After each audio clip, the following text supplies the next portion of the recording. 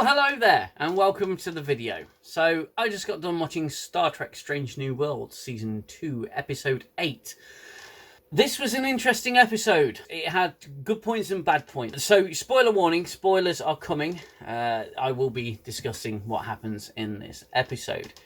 Now, it was a bit of an oddball, this one, because I felt it had real potential. And in some ways, it did actually hit the mark, but in other ways, it was really, I keep saying surface level. At times, it sort of delved a little bit underneath that level. I felt it could have gone even further. The episode is structured through flashbacks and present day.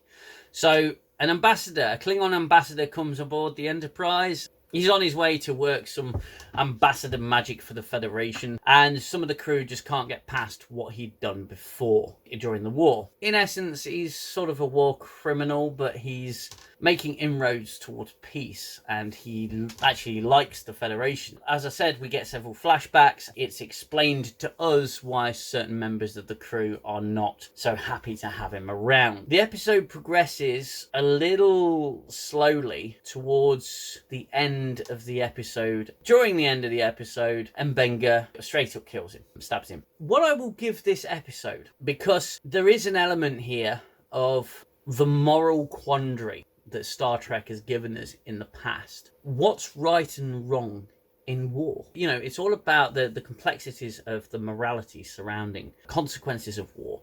Consequences to the individual, consequences to both sides, but also how guilty is someone during war when they are doing what's necessary? How do you weigh up what's necessary to what's ethically and morally correct? So the episode leans towards quite a good philosophical question. The execution isn't brilliant in my mind. The flashback scenes to M'Benga and Chapel and the things that they had to go through were competently executed. However, they were pretty vague. I felt that they could have been done so much better. You could have gone into a lot more depth. The episode did an average job of doing that. It didn't really venture beyond the comfort zone of the show.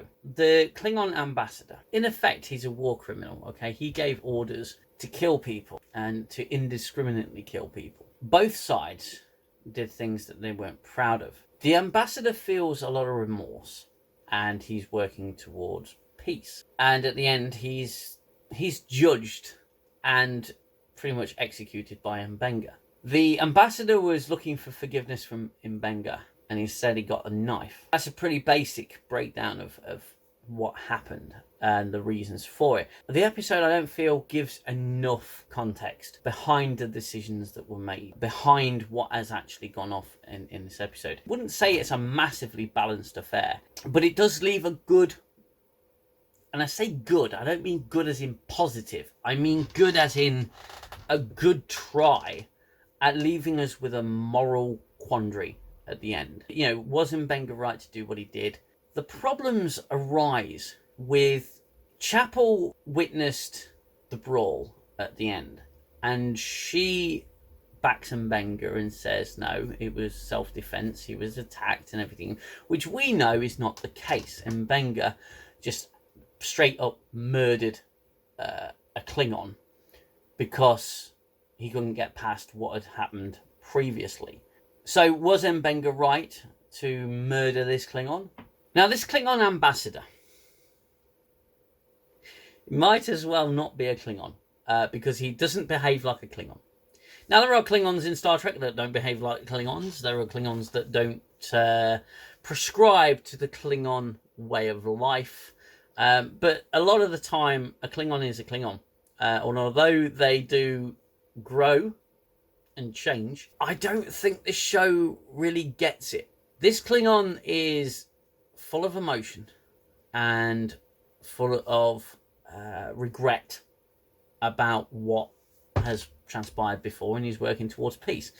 But he's a very overly sensitive Klingon who cries. Now, Klingons don't have tear ducts, but it doesn't mean they can't cry, but they don't have tear ducts. So it's referenced in Star Trek that Klingons can cry, but they just don't. and they don't have tear ducts to produce the tears. It's really bizarre. So the whole Klingon crying thing, if I think back, there have been instances where you've seen a Klingon tear up. I think they're just too proud of a species to be able to do it, or to want to do it, to show that kind of weakness. So this Klingon is not really a Klingon in my mind. He was played all too casually. I don't know what it is with New Trek. They don't seem to understand that different species behave in different ways. Okay? Different cultures grow in different ways. Klingons are a proud species. Generally speaking, they don't behave like this. Although we're seeing a translated version of that language, they often speak with pride, and they speak robustly and with gusto. Whereas this Klingon ambassador, he doesn't really do that. He speaks like a human. That really didn't convince me that what I was seeing was a Klingon. Yes, okay, they've changed the look of the Klingons from Discovery, those absolute marble-eating abominations. That's an improvement, but they still don't understand that a Klingon behaves as a Klingon does, because he's a Klingon. Worf was raised by human parents, but he remained a Klingon. He behaved like a Klingon, he spoke like a Klingon. And it's a problem this show has. Vulcans don't talk like Vulcans. Klingons don't talk like Klingons. Everybody talks like a human. I think that's immersion breaking on another level. The Klingon is not really a Klingon in my mind. He doesn't behave like one. He doesn't act like one. It's not in keeping with what we understand a Klingon to be. And Benga and this ambassador throughout the episode, they have their dialogue, they have their back and forth. They practice this sparring martial art. Now, I can't remember what it was called. It's like a combination of cat fighting and wrestling. And it was quite literally the dumbest thing I'd ever seen. Now, whether or not it was based on something that has appeared in Star Trek, off the top of my head, I genuinely don't know. But this was just unreal. It was funny. I found it funny. I may get lambasted in the comments for finding it funny, but I did. It was truly ridiculous. It was literally like this, with a bit of wrestling. Now, when you look back to Worf's calisthenics programs and the martial arts that he performs, there was structure to it. There was fluidity to it. I spent several years in my youth doing karate. There was structure to that. There was structure to Worf's martial arts, and there was in some ways there was various forms of kata, and he was performing those, and there was something enriching about it. This looks like a slap fight. A slap fight with some WWE thrown in there. I was half expecting, them to break out the chairs at certain points. Bring out the chair. Now, the Enterprise crew. I just want to talk about some of the crew members. You got Ortegas on the bridge, and she's very loudly discussing with Uhura. Uhura is like, oh, this guy's making inroads to peace. He must be pretty impressive. He's this, he's that. And Ortegas goes, no, it's all a ruse. You don't know what he did. You don't know what he was responsible for, or all these things they did. And there's a bit of a lively chat going on, which I kind of respected in a certain way. But the ambassador comes onto the bridge because he's been given the tour of the Enterprise because he's asked for it. Ortegas is still talking. Instead of the captain leading and someone saying captain on the bridge or making his presence known, knowing that he's got survivors from the war on his ship, he doesn't make his presence known. Ortegas gets sort of let off with it as you were, instead of essentially told off for what she's just done. She didn't know, fair enough, but I found that really weird. There's no consequence to her for that. There's no discussion. We'll talk about this later. Be professional. Be a Starfleet officer. And 3 of the crew members, which is Ortegas, Mbenga, and Chapel, they all have this big problem with him being on board, obviously because they fought in the war. Mbenga is suffering this the most because Mbenga used the super serum when he was stationed on that outpost to basically kill Klingons and just go nuts and go for this ambassador. But he missed him. He missed his opportunity to get him. He was held back by another Klingon, a Klingon captain, I believe. He missed his opportunity to kill him. So by the end, Mbenga kills him. This ambassador is looking to Mbenga for forgiveness. Mbenga can't give him forgiveness. And to Mbenga's credit, he says, just leave. Go away. Leave me alone. And the Klingon ambassador pushes and pushes and pushes. And they end up having a cat fight, a slap fight behind the curtain. It looks like Mbenga's going to kill him before that anyway. But then we just see the ambassador's shadow fall. And he's dead. Chapel covers for him, and Mbenga basically gets away with murder. The quandary here is it justified, and is it moral, and is it ethical? Mbenga's a doctor. He's a doctor now. He does no harm, except he does do harm. He kills people, and he straight up murders them. He didn't need to go for the knife. He could have called security, got them to escort him out. No, straight up kills him. So at the beginning of this review, I said it introduces a moral quandary, but really it doesn't present it in the best way. It doesn't present it in the way that it should, I don't think. The only takeaway from the episode, it does leave you with a question. Was he right or was he wrong to do what he did? At the beginning of the episode, Mbenga's talking about this biobed that keeps breaking. Okay, keeps breaking. And Mbenga's the one to fix it. It keeps breaking, but Mbenga's the one to fix it. At the end of the episode, he says, I've managed to repair Biobed 2. It will probably break again. And then the episode ends with the Biobed breaking again. And I think that's supposed to be some sort of metaphor for you can't really fix what is ultimately broken. You can patch it and you can repair it, but you can't really truly fix something that breaks it to that degree. My thoughts around that little correlation is that Mbenga's got it all wrong. He's trying to fix a biobed the way he tries to fix himself all the time because he's not accepting help. He won't accept help from anybody. He's Mbenga. He's got to be self-reliant. Who can fix that biobed? An engineer. Who should fix that biobed? An engineer. Who can fix Mbenga? Support, help, counselling. Anything like that, but there's no sign of that in this episode. There's no sign of him having gone through this traumatic experience. He's holding his chest. He's practically having a heart attack. He's having a panic attack every time he thinks about what happened in that triage facility. I don't know whether maybe I'm pushing a little bit too much for something decent out of that particular aspect. Maybe I'm looking too deep. Maybe I'm looking deeper than the writers did. I don't know. But it just says to me that you can't fix something yourself all the time. There's some things you can't fix by yourself. You need help and support. He's trying to fix a biobed the way he's always trying to fix himself. And he's never sort of relying on anybody else. An engineer can fix that biobed. A counsellor can probably help him. A trained professional can probably help him, but he's not accepting help.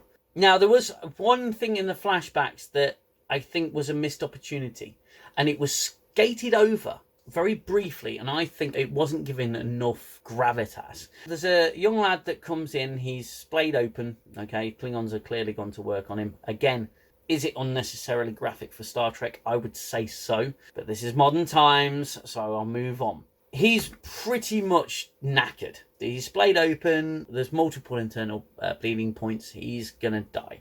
So Mbenga uses his idea of shoving him in the transporter buffer, putting the file to one side or the pattern to one side, and then he can be saved when the starships deliver the organ regeneration units or whatever it is. And now later in the flashback scenes, the power gets hit and the transporters go offline. He tries to get the transporters back online, but in order to do so, they have to purge all the pattern, which means that young lad in the transporter buffer isn't coming back. So that's to get the transporters back online. Chapel's hesitant to push that button because he's like, no, we can save him. And Mbenga literally just goes bang, presses the button and say we've got to save so many other lives. That's not bad triage, really. I suppose you could say it's triage. They know they can't save him.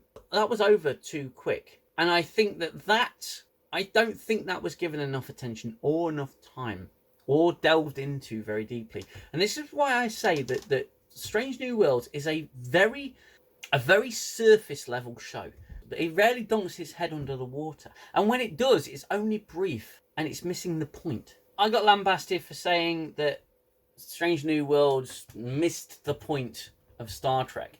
And it's proven throughout the seasons that it has missed the point. In this episode, we've got a very sensitive Klingon. We've got a doctor that just murders. We've got a nurse that ignores the ethical consequences of what her friend has done and just basically enables him to get away with it. The larger consequences to Mbenga's decision at the end. You have Mr. Oversensitive Klingon. He's making inroads into peace. He could do some real good, and he is trying to find redemption. And Mbenga, because of his own personal pain, kills him. Now, did he deserve it for what he did? Eye for an eye. Who knows? We don't really know enough in the episode to make that kind of judgment. It doesn't present the argument very well. Does Mbenga, because of the way he feels, have the right to kill this person? And it was a choice. It wasn't an accident. The knife was seated in that case. Mbenga and him start doing the slap wrestling. They could just get into a fist fight. But Mbenga kills him outright. Does it present a moral quandary? Yes. Does it present a balanced moral quandary? No. Does it present a very deep underpinning ethical quandary? No. Seems pretty cut and dry to me. And Mbenga, I think, was in the wrong. Do I think that this Klingon should get away with everything? No. Do I think that this Klingon deserves redemption? Probably not. Many people don't. They can do good afterwards to try and right the wrong. But ultimately, it doesn't take away from what they did before. Now, Mbenga went on this charge and killed a bunch of Klingons, and he's known as the Butcher of whatever colony it was. So Mbenga feels bad about being that butcher, and then he proceeds to kill the Klingon. Maybe I'm oversimplifying it. Maybe it's been oversimplified for me. I don't know. But all in all, the episode, I can see what the episode was trying to do. There are still a lot of problems here. But off the back of the previous episode, it wasn't actually that bad. It was quite good in certain respects, but it still wasn't anywhere near where it should be. There was a really nice returning guest. It was lovely to see Clint Howard again. For those of you who don't know, Clint Howard was in the original series, you know, and I think he was only in for one episode, but he makes guest appearances throughout Star Trek, so it was nice to see him again in this episode. It's very oddly placed, though. Very bizarre. You might notice that I've not done an addendum for the last episode. I've not had the time. Managed to find the time to do this review. I don't know what kind of time I'm going to get coming up, but I will certainly give it a go. This episode had its moments. I will say that this episode had its moments, but at the same time, it kind of squandered them. It squandered certain opportunities. Let me know your thoughts in the comments, and if you like this review, then hit that like button. Please consider subscribing to the channel. I've got several reviews: Discovery, Strange New Worlds, Picard. Feel free to have at them, see what you think, and check out the channel. And I will be back for the musical episode. I never thought I would say that about Star Trek. I will be back next week with the musical episode, and we'll see what that's like. Until the next video, you look after yourselves, you look after one another. Take care. Bye bye for now.